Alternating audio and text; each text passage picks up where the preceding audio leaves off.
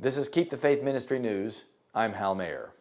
Children in Britain could be viewed as potential extremists if they say homosexuality is wrong or evil, said Britain's Education Secretary Nicky Morgan. Government guidelines designed to detect possible radicalization and prevent Islamic terrorism could also trigger teacher concerns if their students make comments against homosexuality. Traditional Christians are concerned that they will now be viewed with suspicion by the government if they raise their children in line with their conservative religious beliefs. The British Department for Education has issued the new guidelines that now identify things that children say as potential identifiers of pupils at risk of radicalization, according to Morgan. But we have since last year been very clear that schools should be teaching British values. Those are the things that we all hold dear, she said. During medieval times, the Waldenses, who were persecuted by their society for their beliefs, had to teach their children to be very careful what they said, so as not to betray their real identity.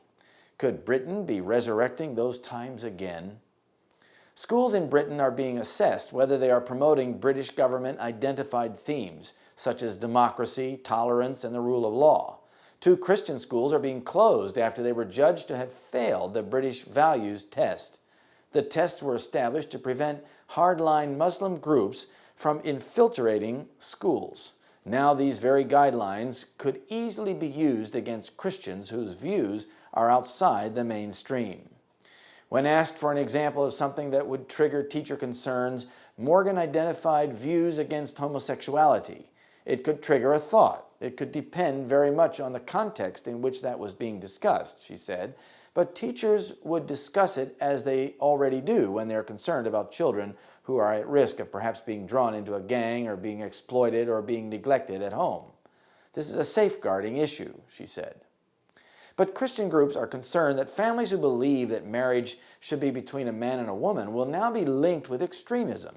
They fear that teachers will become spies on conservative Christian families in a new era of thought police.